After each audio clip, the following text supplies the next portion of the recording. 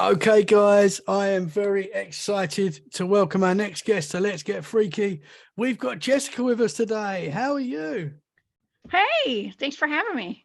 It's awesome to have you on the show. You are also known as the Cryptid Huntress, which Oh, yeah. is a cool name. Thank you. I did not give myself that name. Oh, you My didn't? friend Dave Scott. No, Dave Scott gave me that name at Spaced Out Radio. I was doing some rebranding. Okay. And when I came on with Spaced Out Radio as a weekend host, he's like, that's a great name for you. So It is I a am a cool cryptid name. huntress. Yes, Yeah, I think it's a cool name. it is a Thank very you. cool name. So where did it all start for you with the paranormal and the cryptids, and how did it all start? Well, I've been attuned to the paranormal my entire life. As a kid, I saw ghosts. I was always interested in UFOs, and I did my science projects on black holes and things like that, like Cool. kind of weird stuff that the other kids weren't really into when I was, in first grade and second grade. So I've always been kind of attuned to that, and I come from a long line of psychic people in my family, and stories that were passed down throughout the generations of paranormal events happening, even back predating like the Civil War era, okay, and around the Civil War with balls of light and balls of fire coming out of the woods and circling the house of when my great grandmother was dying, and went through in the house and under the house, and it just kind of it floated around their house, and that's just Wow, a story that's been passed down for generations. that's My cool. great grandmother and my great aunt had a possible alien abduction experience back in the 1980s, and so we just, the family didn't make fun of me for being into Yeah, ghosts and monsters. that's So cool. yeah, so that's how it started, and how it's going is here I am, the cryptid huntress. I was really interested, like I said, in the paranormal, and when I'm going to say around 2011, my mom was going to these meetings, and on every Wednesday night, a little community meetup with her friends, and they would have like a variety show of different speakers that would come in, and that would be anything from Bigfoot field researchers to UFO experiencers to magicians. I mean, like gold and silver experts, survivalists. I mean, just kind of anything, like variety stuff. And my mom called me one day and said, "Hey, Jess, we're going to be having Bigfoot field researchers at Mr. Sam's house. I think you'd have fun doing that and coming with me." And so I went, and these guys were like from North Georgia. I live in Georgia in the United States, and not too far from the mountains up in North Georgia. And these Nice. guys were researching Bigfoot up there, and they had been doing this for a long time. Uh, the half of the team were military guys, retired military, like, search and rescue guys, and I guess survivalists and trackers. They were really into animal and human tracking, and they had been researching Bigfoot for a while, and they had evidence, and I was super impressed. And of course, I had questions at that meeting because I went and I was like, okay, so where's the poop? Okay, like Yeah. why have we not found a body? Like just the normal questions, that people ask, and they knew that I had an interest in it, and they ended up inviting me out to go do like an expedition with them. And Wow. and so I was like, yeah, sure. Why not? I'll do it. I S- want to see if these things are real. So you So was you was skeptical at first. yes, I was, but also I've seen such weird stuff my entire life. Um, I figured they were real. Okay, I Yeah. figured, but I'm the kind of person that wants to see things for myself, and I want to experience everything this life has to offer, the Yeah. good and the bad, the ugly, and Yeah. 100%. I pretty much experienced everything so far. Yeah. A Well, lot, a lot I've of already ugly, got a lot of so many. good. I've already got so many questions for you. Oh yeah, I mean, you can ask away anytime. Just you can interrupt me and ask away. Because I could talk forever. Okay, once I start getting going. So No, that's um, cool. Have Yeah. you seen a Bigfoot? I've seen multiple Bigfoots from afar. I have never seen a Bigfoot up close, face to face. I have seen other entities up close, very, very up close, like ETs, Oh wow. aliens. Yeah. Wow. On two different occasions, actually. Can we go I've into that? seen ETs. Absolutely. Well, it all ties into the Bigfoot research. So, Okay. yeah, I've been doing, like I said, I've been doing this since 2011. And from the very first weekend or expedition that I went on, uh, I had Bigfoot encounters and experiences. But not only it was like not just Bigfoot, it was ET and UFO stuff going on out in the mountains. Okay. Very odd stuff. But it wasn't shocking, considering I've been looking for UFOs my whole life. It's like, here they are, you know. Yeah. Um, so yeah, so we had an incident one night where I had volunteered to go out with one of the guys for like a whole day. Okay. And we were going to be sitting out in an open field from like 3 in the afternoon to like I think we got back to base camp around midnight or 1. And he and I went out, and the goal was to go sit in the tree line where I had a really weird experience the night before, where I was bait.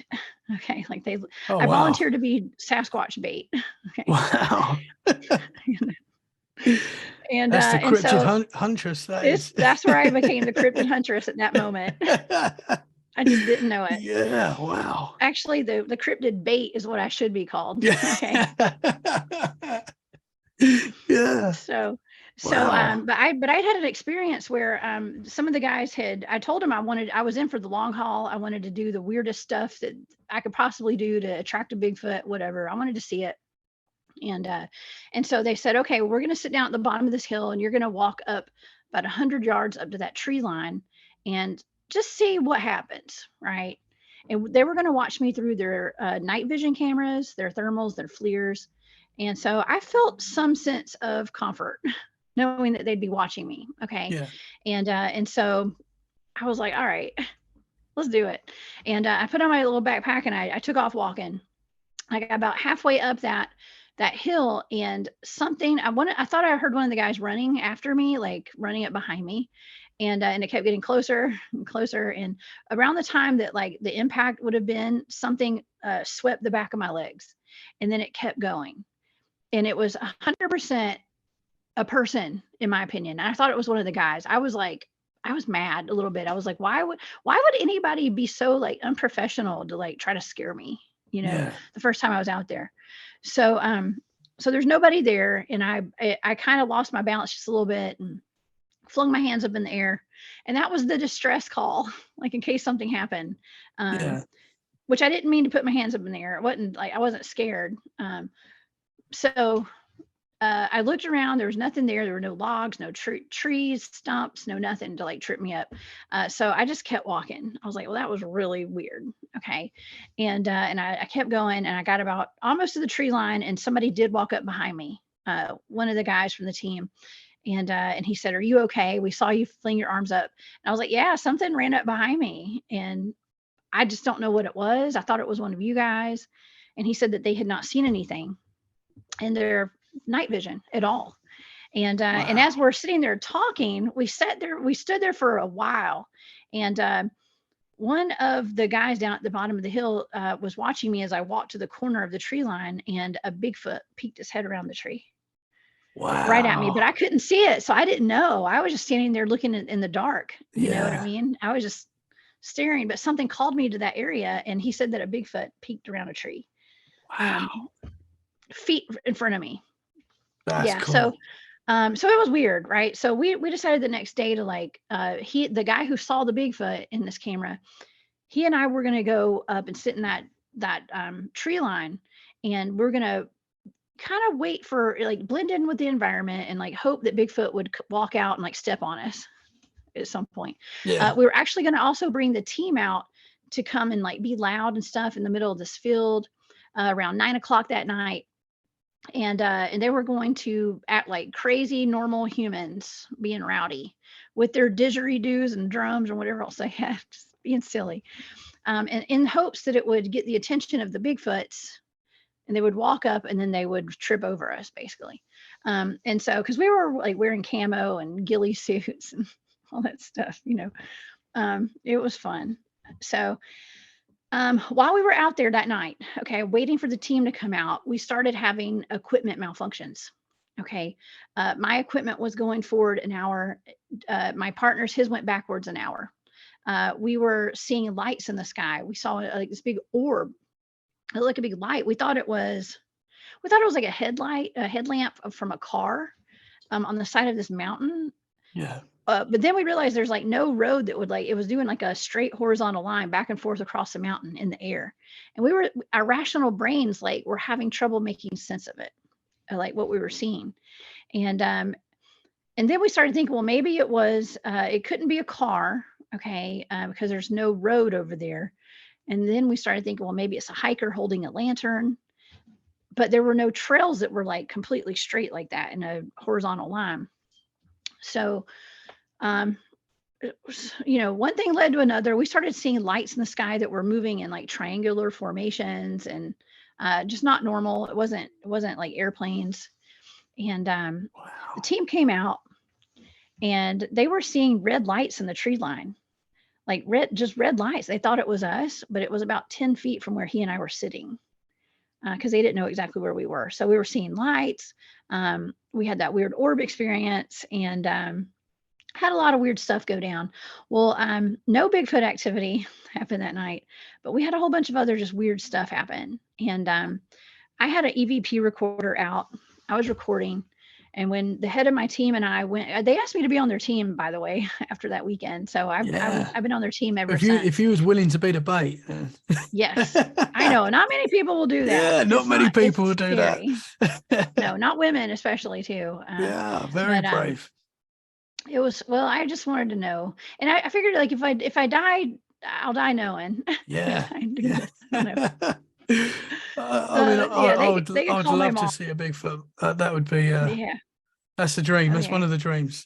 Yeah, it was fun. Well, you guys actually have more. I hear about more Dogman sightings over where you guys are. There's definitely a lot of people are coming out with experiences. Dogman, Bigfoot, especially in Scotland and Wales. Yeah, where my ancestors are from up there. I hear Scotland, actually. There was a case out of Scotland, not to get off subject here. It's on subject of Dogman, but Deb had asked me, she had done a podcast with Andy Codes, I think. I don't know if you're familiar with them in the UK. But she had told me a story about a woman, I think she was an elderly woman who had left her car, and she lived I think it was in Scotland. She had a flat tire or something. And she called for help. And when the help got there, she was gone, but her purse and her keys were there. And they ended up sending a search party out. They found her body like a mile away down the road, and it had been eaten upon. Wow. Yeah. So she was asking me to look into it and I didn't get a chance to. I don't think I ever looked into that. I got really busy after she asked, but that was a story. It was they suspected like a werewolf or a Dogman. Wow, did you say that was in Scotland? I believe it was Scotland. Wow, yeah. I'm actually in Scotland this month. Okay. Recording this. So let me know the location. I'll find out. Yeah, I'll find out. I think she might have sent it to me. I'll see if I have her email. Wow. Interesting. Yeah. Be careful out there. Yeah, I don't know if I do want to go there actually. Yeah. No, you don't want to encounter a Dogman if you don't have to. I've never seen a Dogman before. Yeah. Dogman, I have not seen one yet. Obviously, when people see the Sasquatch, it's normally not obviously it's scary. Like you're seeing something like that, but it's normally a glimpse and they're gone. But with a Dogman, the encounters sometimes seem a lot darker and nasty. Yeah. Well, the majority of the reports that I've gotten from people firsthand who have seen them, they absolutely say that they weren't really scared so much. Most of them were not. I'm not going to say all of them weren't, but a lot of them, they just saw them. They were startled, and the Dogman almost did like a telepathic kind of thing, like, oh, it's just you, like, I know you. What are you going to do about it? That kind of Yeah. stuff. So, but it depends. I've also heard stories that are very scary out of our national parks where men that I know personally have encountered Dogman, and they were ferocious Yeah. and could have been eaten very easily by those Yeah. things. Yeah. And Yeah. that's a topic that seems to be growing a lot as well, the Dogman. It's something It you're is. hearing so much now. Yeah. Well, and also when people do podcasts on Dogman, they get a lot more views. So I've noticed a lot more people are doing shows about Dogman right now Okay. because everybody is so into it. Yeah. I know for positive that Bigfoots are real. My personally as a Bigfoot field researcher, but I still haven't seen a Dogman, and but I've heard all these stories, so that's what sparks my interest. Yeah. Is not seeing one yet, but knowing they're out there. And so I'm on the quest to see one. I'm actually doing a investigation in about 2 weeks, I guess. I'm going to be in an area that is known to have dogmen, and Cool. we are investigating a 500-acre area of this woman's property. Wow. Who has activity. Are you going to be the bait? Probably. I'm gonna be the No. I'm gonna be the only girl out there, the only woman. Well, the woman who owns the property will probably be out there with me too. But it's a bunch of like army type guys are going out there. You shouldn't be the bait. I don't mind being the bait. I can protect myself as well as I can. Wow. But no, those guys are going out fully. Well, this is one of those investigations where everybody's going to be fully armed. Okay, it's we take safety very seriously I think you when it need that comes with a to Dogman for sure. Yeah. And some Wow. people don't like that. They don't like hearing, you go armed, they're not going to have any activity. I Yeah. disagree, but that's just me. Yeah. So, well, good luck with that for sure. Thank you. I hope I make it out of there. Yeah. In one piece. We'll see. We'll see. Stay tuned. Yeah. We'll keep eyes on that. But going back to that night you was having the activity, what happened next? Yeah. Okay. So we had some weird stuff go down that night. People were telling me that when we got back to base camp, the people there were like, Jessica, you're acting weird. I was like, y'all don't even know me. I just met y'all. How do y'all know? But they said, I could just tell my energy was off. And I had a sneaking suspicion that something more had happened out there that I was unaware of, with all of those lights and just weird stuff that was happening with all the equipment malfunctioning that we were having, and the batteries were draining. The typical, like when you go ghost hunting, all the equipment malfunctions. Well, the same happens when we're bigfooting as well.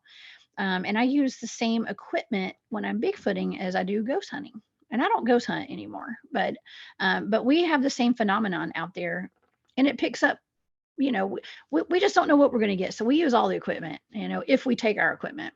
Yeah. So we knew something else had happened. We didn't know for sure, and that was when the head of my team, he told us. He said, "I want you guys to start studying alien abductions." And I was like, oh, wow. Okay. So I'm out here wanting to hunt for Bigfoot, and now I'm getting abducted by aliens. Great. What have I done? What have I gotten myself into? Yeah. But yeah, so I started studying alien abductions and reading books like Communion and The Threat and Secret Life and things like that. And I would wake up at night as I was reading all these books. I was like in the middle of all that, still not knowing what happened to me out in the field, but feeling like something had. And I started having ETs in my bedroom at night when I would wake up. Oh, wow. On 2 different occasions, I've seen at least 3 ETs. And are they close like your typical grays, or? 2 of them were, yeah. 2 of them were like typical grays, I guess you could say. And they were standing together in my room, and I saw them. When I realized what I was looking at, I fell asleep. I went back to sleep. Wow. And then that's not the first time I've heard that. That seems to be something that it happens quite a lot. It does. It does. The second time, it was something standing by my bed that had on a robe and a hood over its head. but it had man. hands that were like up, like curved under, like a praying mantis. Oh, wow. Yeah. So I'm assuming it was a praying mantis type of ET. Yeah. Could you see that the hands? Only the hands. They weren't Only the human. hands. They were like in the robe kind of, but I could see them and they were up and it was moving. Like when you see ETs, okay, I don't know if you've ever seen any on your own. They don't move naturally like an animal that we are aware of or a human. They move in this weird motion. It was weird, and it was even harder trying to figure out what I was looking at, and in that case also, as soon as I realized what I was looking at, I fell back asleep. And I had a dream. I had a weird dream. I was actually in the Wizard of Oz, and I was fighting I was with the Munchkins from the Wizard of Oz, and I was beating up their mayor. And they kept telling me to quit beating up their mayor, or I was gonna get them all in trouble.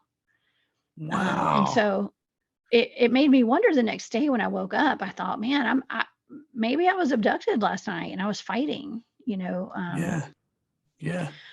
It was very odd. Sometimes they say that whatever these things are, they put memories into your conscious. I mean, I don't know, but that's amazing. Yeah, they do. So you woke up and you saw this hooded figure just standing by your bed. Yes. Wow. I did. It had on a black cloak. It was like a cloak with a hood on it.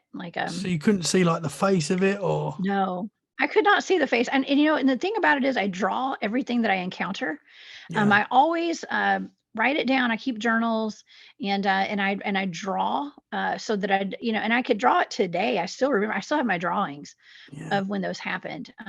But I mean, I could still draw it today, but I always want to like jot it down so I don't forget. Because it's easy to forget. So I encourage anyone who's had any kind of experience like that, any of your listeners that are listening, write everything down. Just draw pictures of what you remember seeing, and keep a journal, and even keep a dream journal. You'd be pretty shocked at the information we get in our dreams. Wow. I want to ask you, when you saw the hands of this creature, could you see were they like a human shape, or was it? No, it was insect kind of. It looked like an insect. Oh man. Yeah. And it was as tall as my ceiling. Terrifying. Wow. It wasn't terrifying. I wasn't like totally terrified because I'm inoculated to all this weirdness. So it wasn't shocking to me. I was just, I see these things and I think, man, that is so weird. What am I looking at? But I can't remember ever being scared seeing those things, but who knows what they are even. I mean, I've had many people ask me, do I think aliens are demons? Okay. And at this point, I think that's a valid question. I mean, I don't know. I'm so confused now because of all the research that I do. I don't know what's what anymore. I mean, I really don't. I know that once you start, the more people you talk to, the more questions you get, and the more, like the more you find out, the more you don't know, if that makes sense. The more I learn, the less I know. Absolutely. You think you got it all figured out. But you don't. It seems like there's a connection with like aliens and ghosts and cryptids. That just seems like they're all connected somehow. 100%. I agree with that statement. Yeah, they're all connected somehow. And I think the part of the connection is a lot of them are on the same frequency. And when we're on that frequency, that's when we experience it. And a lot of people are not on that frequency. And so I think that could be one of the main connections as far as us humans comprehending these things go. And I don't, I mean, I've been in the room where there are three of us and there are orbs floating around my son. And he's seeing them with his own eyes. I see them with my own eyes. And my son's father, I was married to him at the time. He was not seeing them at all, but he was videoing my son and had his camera phone and was watching the orbs through his video on his phone, his screen, and could see them, but could not see them with his own eyes at all. And Yeah. he even states that during the video. You can hear him saying it. That's He's like, interesting. yeah, because he wasn't on that frequency And I think to be that's able to see it. so, like, you hear so many people say, oh, why do you have so many experiences and I've never experienced anything? You hear that quite a lot.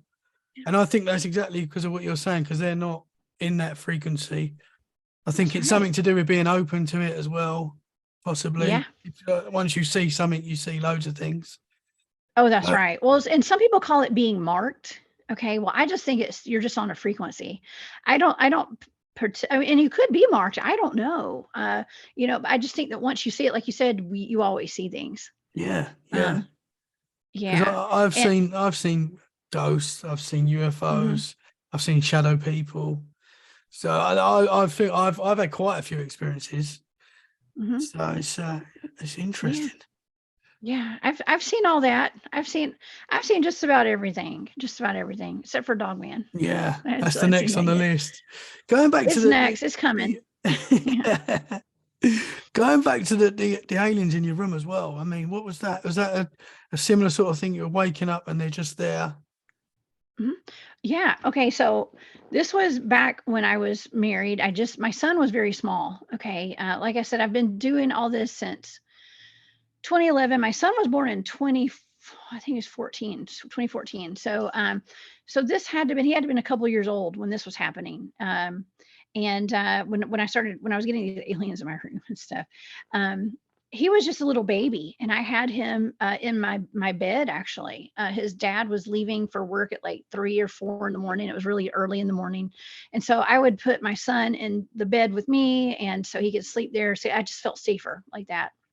And I remember, and I had 2 dogs at the time. I had Zoe and Max were there, and they were pit bull Labrador mixes. Okay, and this super high on alert all the time. And I remember me waking up both times and seeing these things in my room and wondering, why are my dogs not waking up? Okay, Yeah. I could not comprehend, like, why are my dogs? And so it made me question if I was in a dream or not. Okay.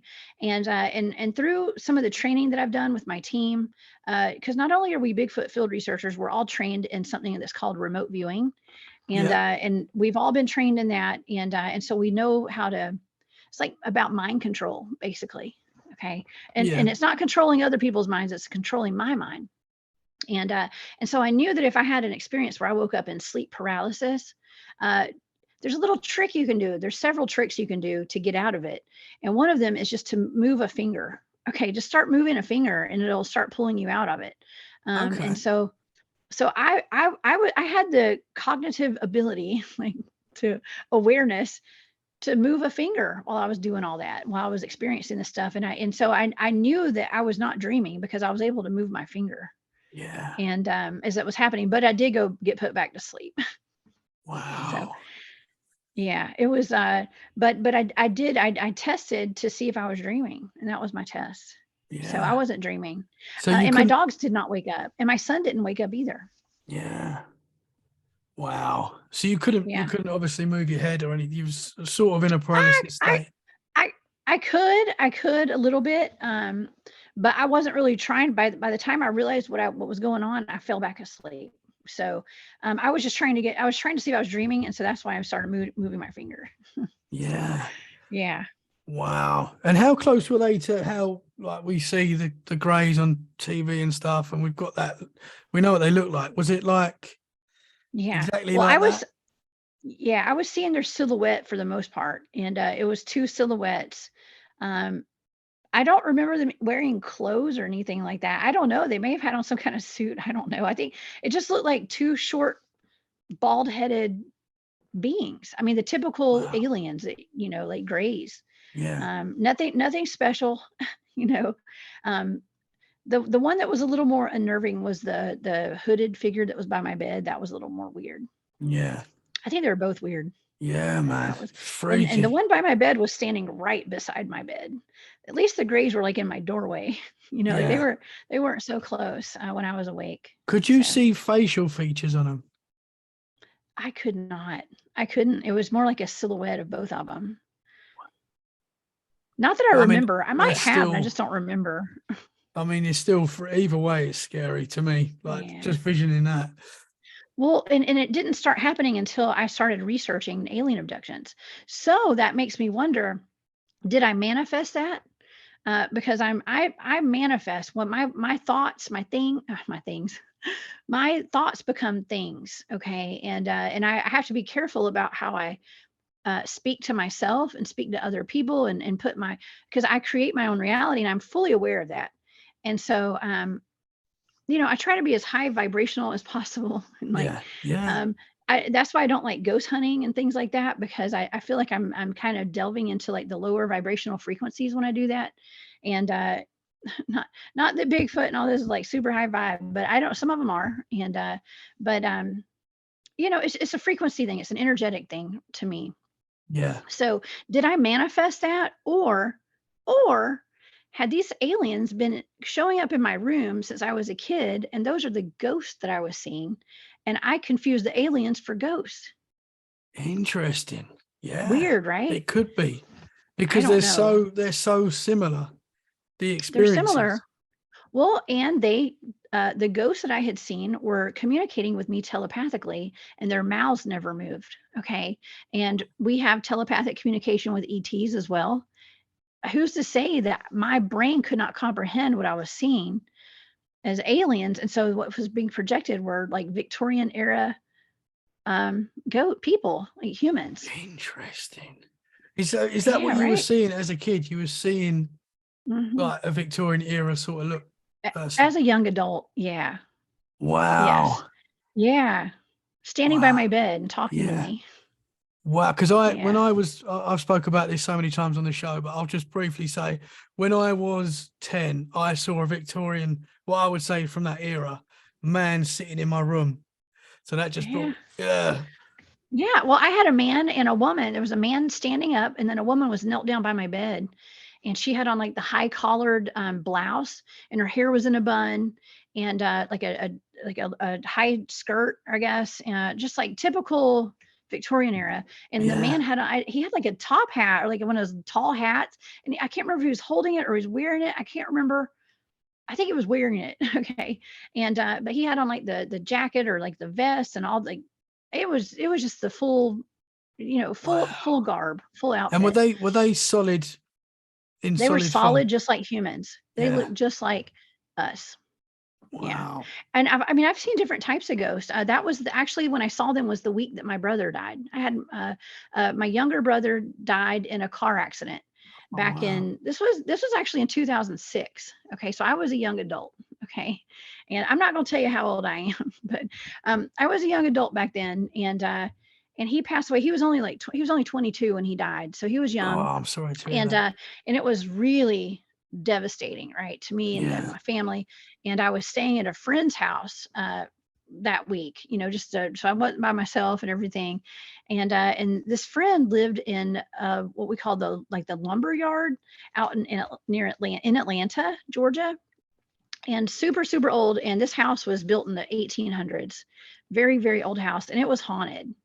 I had seen things in that house before that I couldn't explain, but I woke up at night and I saw that couple there one night, and then another night my brother actually showed up, and I woke up and there were these green orbs floating around me, all around me, like they were lit up, they were illuminated, and they were like a light green, and they started kind of circling around me, and they started from the bottom to the top. They started forming into the shape of my brother, from his, I'll never forget, it was Timberland boots to his jeans, to his button up shirt, and his face. And he actually, it formed into a complete figure of my brother. And he sat down on the bed and leaned over. I could feel the bed move, and he leaned over and he kissed my forehead, and then he disappeared. Man. Yeah. So that happened the week that my brother, it was like his farewell. Like it was his goodbye to me. Yeah. Oh man. Wow. Yeah. I know. I know I'm getting, I don't want to get sad. I didn't mean to be a Debbie Downer on this one. Okay. It was sad. I know. But what an experience. But I've seen many different types of ghosts, was my point. Okay. And but I do believe that was my brother. I don't think that was an Yeah, for ET, but sure. how do we really know? Yeah. How do we really know what all this is? Did Um, you feel that kiss? I did. I did. Oh I wow. actually closed my eyes as he leaned over. I kind of closed my eyes because I was like, I was like, what is this? And I felt him kiss my forehead. And when I opened my eyes, he was gone. Yeah, I mean, that's amazing. it is. It is. It's actually very special. Very Yeah, special. very I don't think a whole special. lot of people get to experience that No. after And they you've lose ac- somebody. and you've actually seen like the formation, Yeah, and then wow. I did. It it it became my brother. All these little orbs floating around Yeah. me. Yeah. Yeah. It was almost like something out of like Ghostbusters or something. I don't know. It was weird, where they have Yeah. like it was just, you know, That's like I said, it amazing. was very special. Yeah. Yeah. So have you seen So you've seen ghosts all your life from a child? pretty much, yeah. Pretty much, pretty much. I lived in a very I'm not gonna say it was scary. Like I lived in a homemade log cabin my dad had built on a farm out in the country. That's And cool. my parents, it was awesome. It was a big cabin. It was like 2 stories. It was a big cabin. Um, but my mom and dad did not, we lived so far out in the country, they didn't have curtains, like good curtains. And like I am a huge advocate of curtains and blinds, okay? Especially if you live somewhere out in the country and there's Bigfoots, they're gonna look in Yeah. your windows. Yeah, for Okay. sure. So when I was a kid, my mom put up curtains, but they were lace, so you could see straight through them. And I always felt like something was watching me.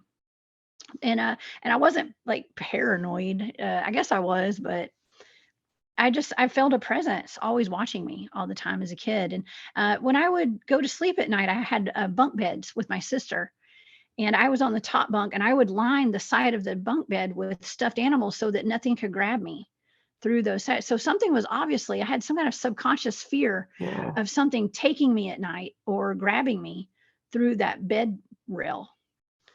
I'm not gonna So I lie, I used to do that as well.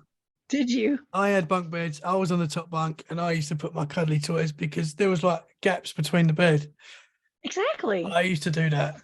I feel you. Okay, well maybe it wasn't because of go. Maybe it's just a kid thing. No, but But it I is did see things scary. in my room as well when I was a kid. So I think that's why I used Yeah. to do it as well. Oh, interesting. Well, I'm glad that we've talked about it, so now we can heal. Yeah. I still do it. You still got that top bunk, Yeah, right? Oh my I gosh, still put that's my cuddly funny. toys out. Yeah. Oh Oh, wow. that's funny.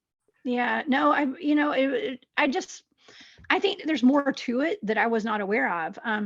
Oh, and speaking of which, I'm going to rewind a little bit because I was talking about that experience out in the field with the Bigfoot, and with well, actually, we didn't have Bigfoots out last night, but I had an EVP recorder out there, and the head of my team and I listened to my recording together because I knew that something more had happened to us in the field, and I could not put my finger on what that was. But I figured that EVP recorder would have some answers, and it did. It did a little bit because around the time that my partner that I was out there with, he and I were having equipment malfunctions. Uh, we started hearing in the recording what sounded like bottle rockets going off around us, like the fireworks um, being lit and shooting off all around us, and it sounded like pew pew pew pew pew pew all around us, and that's something that he and I never heard with our own ears. And I don't know exactly what that was, but it definitely had a lot of the stuff that happened to us out there did have an ET vibe to it for sure. So, but yeah, and as soon as we listened to that recording, it mysteriously deleted by itself. Oh wow. Yeah, so there's no It's, more recording of oh that. man. But I was Did you glad that the head of my team heard it with me. So, we yeah. both heard it. Did you have any missing time that night that you know of? Yes. Oh You yeah, we did. did. And that's why our equipment was malfunctioning. Yeah. Well, I mentioned that we're all trained in remote viewing, and that's one of the reasons that our team got trained in it was because we were having experiences that we couldn't explain, and we needed to look into it from a psychic standpoint, really, to look into things in an unconventional manner. Okay, I like to say. Yeah. We take a different approach to the research. We are boots on the ground researchers, and we do all the research with all the equipment, but we also have an extra tool, and that's being able to remote view things that happen to us out there as a team. So yeah, we see it from every angle, and from the spiritual side too, the ethereal side. So it was interesting. So we did see, when we remote viewed it, we did see that there was some ET activity. And and that was a craft that we were seeing. That was that light that was going horizontally across the side of the mountain. That was actually a small craft. Okay. Yeah. So when it comes to the Sasquatch and cryptids, obviously they say the woo side of it. The woo, which is normal to me. I didn't even know it had a name. Yeah, the woo. It's something you hear a lot. But so you would say that there is Sasquatch is it is a supernatural. It's not a flesh and blood, or would you say it's flesh and blood, or what do you think? It's all of it. Yeah, it's all of it. They're flesh and blood. They're flesh and bone, and they're also they have supernatural abilities. And it may not be all of them. I think that they're all different. I think that humans have supernatural abilities. Yeah. There's a full spectrum of humans. Okay, there are some that are just surviving every day, and are living in this 3D matrix reality, and have their head down in the sand, and they just want to go to work, eat, and go to bed, and vacation once a year, and that kind of stuff, and are not tuned in to their enhanced human capabilities, and don't go out and explore and do other stuff, and there's some people, and some people are just constantly looking for food, just like these Bigfoots, some of them. And then there's some that are psychically switched on, who and some that are, brilliant. Okay. There's some that are not, that are animalistic. Okay. Some that will eat you. Okay. And some that, some of them have telepathy capabilities, and much more. I do believe that they utilize things that are on this earth that some humans probably use them too, but it's just secret knowledge, like Earth's natural portals. Okay. And I do believe that they're able to access some of these natural portals to travel, okay, to go places and maybe go interdimensional. That's my opinion, and I stick with it. So I absolutely believe, but I do believe they're flesh and bone. But I do think there's a wide variety of them. So it just depends. We've experienced some that are just very animalistic, that are just wanting to eat, okay, that are looking for food. And then we have some that we communicate with, okay, telepathically and stuff, even before we go out in the field. Yeah. Okay. And we let them know, we're like, hey, we're going to be at base camp this weekend. You guys come down, come hang out with us. Yeah. See, you said you've seen some from a distance. Can you tell us a little bit about that? Yeah. Usually when I see them, they're just hulking figures. Okay. Hulking figures running in the tree line, and shadows and things like that. Because when we experience them, it's not always visuals. A lot of times it's them whooping around our camp at night. A lot of times it's them screaming at us and trying to run us out of places. It's their footprints, it's on an energetic level too, in a lot of ways. So it's tree structures out in the woods. But yeah, I've seen them, but only from a distance. So, and like I said, it's usually just them walking around where we can hear them. You can hear them, but you can't see them. That kind of a thing. The last time I was out in the mountains, matter of fact, no, not the last time I was out in the mountains, but last time I went up to our spot in North Georgia, because we have several spots that my team researches all over the southern United States, like southeastern United States, and they're pretty much every area is comparable to the activity that goes on at Skinwalker Ranch. I mean, it's just balls to the walls, like activity, like Bigfoot stuff, ETs. We've documented a portal, what we consider to be a portal, with my team, and sent people inside of it, and have that recorded. We've actually documented that. Wow. So what you can see the portal. Yes. Yeah, that's why that's what sparked our interest. One of my teammates, Dave, the whole team was dispersed out at this place we call the Meadow. Okay. And this is an undisclosed location here in the South. And we had a big team, and we usually go out and we're dispersed into little teams. And we all kind of are dispersed around the opening to where this meadow is. We've had a lot of activity out there. And one night, the team was out there, and Dave was looking through his FLIR. Okay. And it was late at night. And he saw in this open field what looked to be like a cube, like a box showed up in the open field out of nowhere. And he could only see it with his thermal imaging device because it had a heat signature to it. Okay. And so he had the guy that was with him look in his camera and say, "Hey, well, do you see what I see?" And he was like, "Yeah, that's weird." So we all carry our radios out there. They radioed over to the guys on the other side of the field. They said, "Hey, will you guys go check out this square that just showed up in the field?" And so they dispersed a couple of guys over there to go check it out. The thing was about the size of like a shed in your backyard, like a tool shed or something. It looked like it had a door on the front of it, and like when it just was weird. It had like other geometrical shapes on the front of it. And so when the two men were called over and they walked up to it, they couldn't see it with their bare eyes.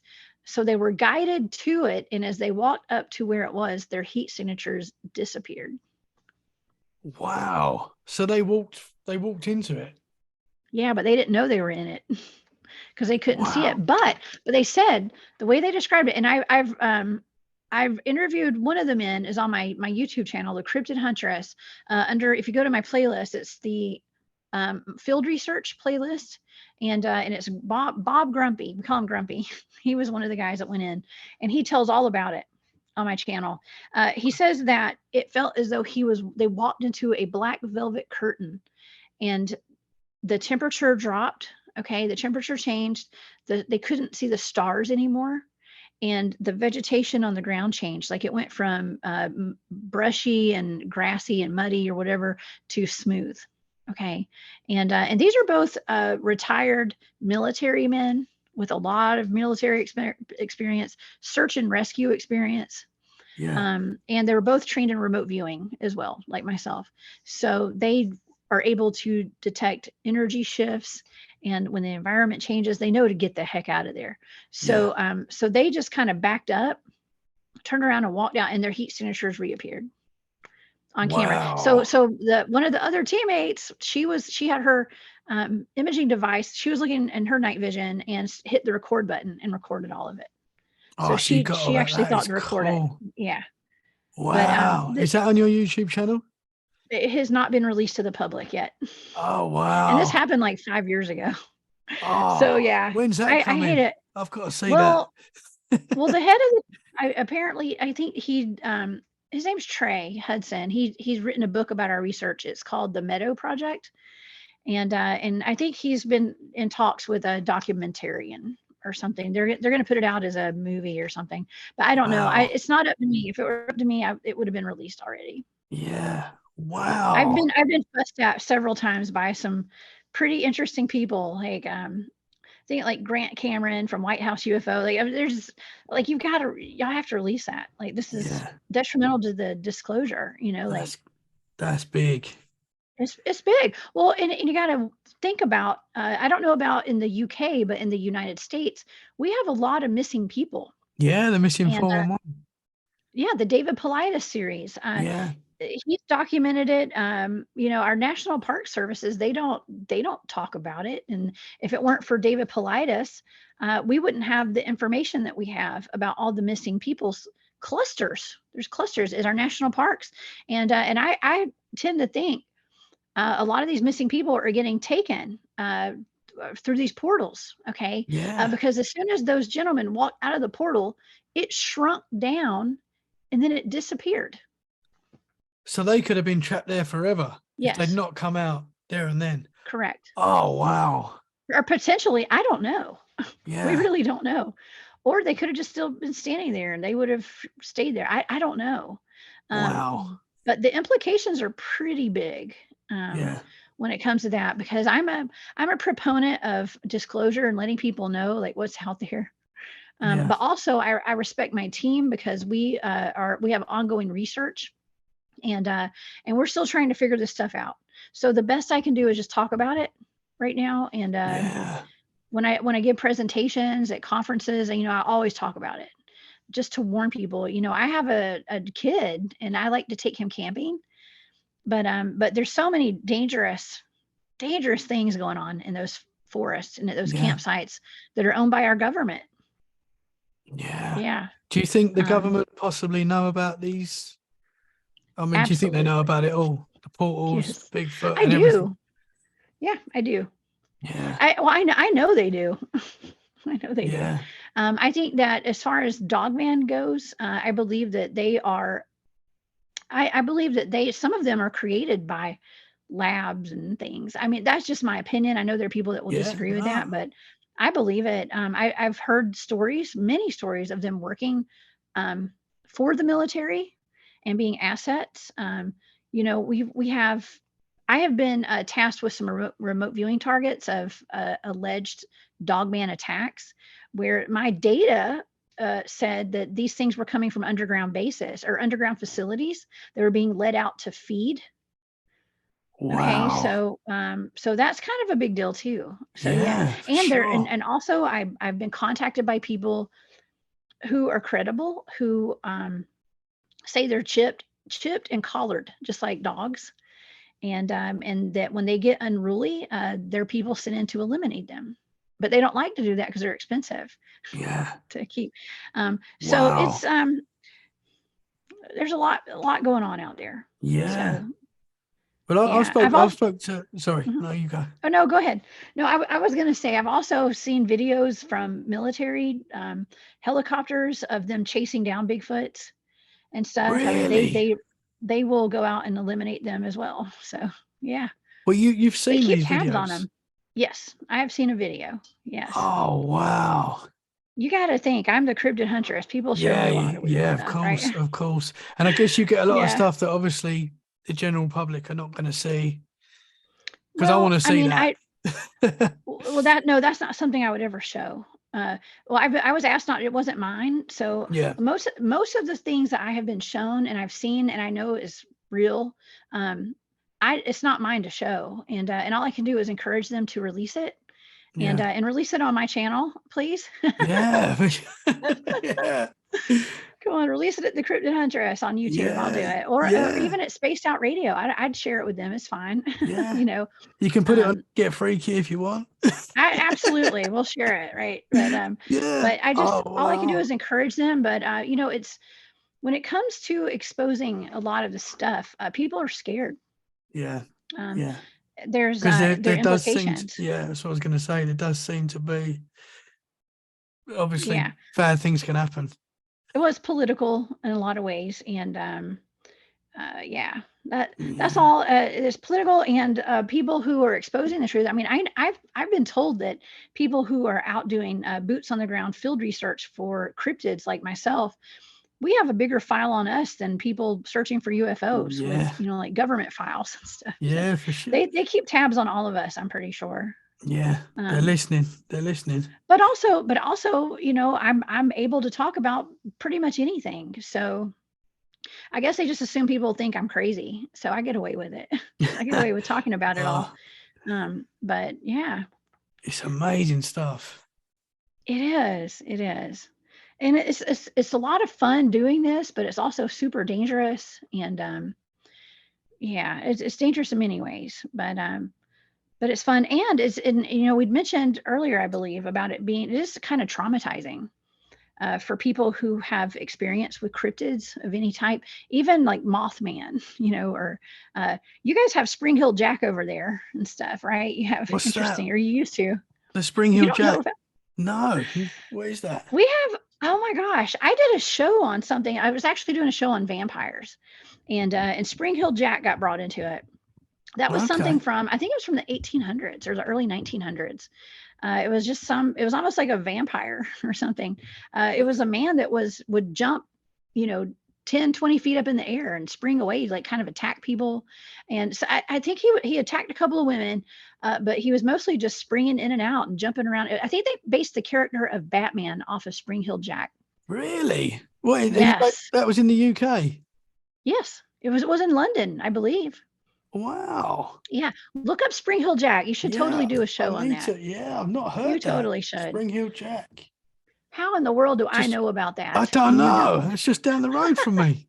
Yeah, Spring Hill Jack, and Batman is said to be based off of that cryptid, that character. Yeah. Wow.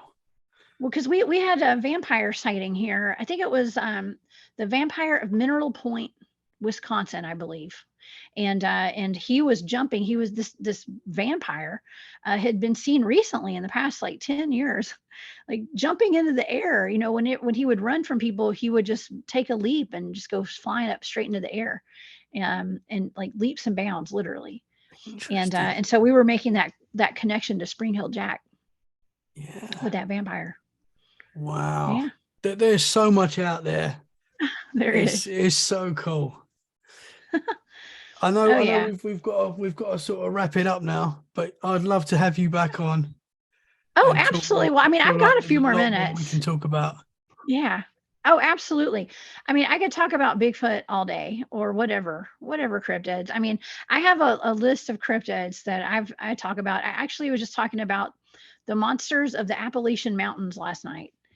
We have a mountain range here that extends from the top of the United States on the East Coast all the way down to the very bottom of the US, of the southern part. And we have everything from, we have modern day dinosaur sightings right now. So we're having velociraptors and pterosaurs are being spotted across North America right now. I'm hearing that a lot, even here in the UK. Really? I've spoken to people recently that have seen velociraptor type creature, pterodactyls. Yeah. So interesting. It's weird. It's almost like we have jumped into some really strange timeline. Okay. Yeah. And it's almost like a corrupted timeline we're not supposed to be on. Yeah. You know? And it's just getting stranger, but I love it. It is getting strange, but it's very odd. And all these cryptids are being seen now, and things that I don't know if we were meant to see them or not. I don't know. but the dinosaurs, that scares me a little bit more when I'm out in the field. I can deal with Bigfoot. Okay. But I don't want a velociraptor eating me in my tent in the middle of the woods. That's terrifying. That would not be cool. Yeah. No. But the sightings are getting out of control, like out of hand. Yeah. And goat man. We have goat man being spotted all over the United States right now, especially down in Texas. Oh yeah. Someone sent me a game trail picture of an actual goat man. Wow. Yeah. What is it? Yeah. It looked like it could have been a feral human, but you can see from like his waist down, it looks like he has fur on his body. Interesting. And you can't really see his legs. Yeah. And this is somewhere where they had been reporting a goat man. And then they sent me, they're like, this is off the game cam. Don't show this to anybody. Wow. Oh man, let us see it. I know, right? I know. Well, like I said, the most I can do is like encourage them to show those pictures. Because I can't listen. If I were to break the trust, I would never, I couldn't do that because then nobody would ever show me anything. Yeah, no, for sure. But if someone says they don't want you to share it, then you can't share it. I don't. You just can't. No. Yeah. And the things with the, something that's really big, that a topic that I talk about often too are the cryptids and their association with our military and our governments and things, and our governments not only hunting them down but utilizing them. And Jody Cook is the head of the North American Dogman project. Yeah, he's been on the show. Nice. I love Jody's awesome. Yeah. He's got some of the most amazing Dogman stories from all over the world, and some of them involved the Dogmen being extraterrestrials, like coming from another planet or something and crashing here, and our, like, the United States government retrieving some of them and taking them down to Honduras or something. Like, there's a whole story behind it, and it makes you wonder, like, did they take those and clone them in some way? I mean, because human cloning is such a big topic right now too. it comes up in my research more than it should. And not only are celebrities being cloned, but I think that cryptids are being cloned. Yeah, interesting. And giants too. You guys have to have giants over there. I mean, giants? I've not spoken to anyone yet, but I'm sure we do. I mean, we've got the Grey Man in Scotland, which I think is a Sasquatch. Oh, the Green Man. Sort of, the Green Man as well. Oh, there's so many. Yeah. I could talk to you all night about this. I know you've got to go. You've got another show to do soon, but I feel like I've got to have you back on because no, I'll come on anytime, please. Anytime you'd like, I will be here. I mean, like I said, I have a list of cryptids we could go down and talk about. Oh man, stuff that we have here. I mean, those my giants. I'm going to be talking about those on my show this week with my buddy Jock Doubleday. So we're exposing a lot of this hidden history. I find the giant subject fascinating because you're finding the bones that they've been found, and then they seem to go missing. And it's so I know the Smithsonian Museum takes a lot of those, and they've taken a lot. I also have been told that there are people who have private collections of them. Wow. And they keep them and they'll never let the Smithsonian near them. Okay. So wow. I think that's kind of where we're at as a society today. If things like that are found, I'm not encouraging people to keep these bones, but I mean, I wouldn't call the Smithsonian. Yeah. That's for sure. So I kind of am encouraging people to keep them. Yeah. But because there's an active cover-up going on.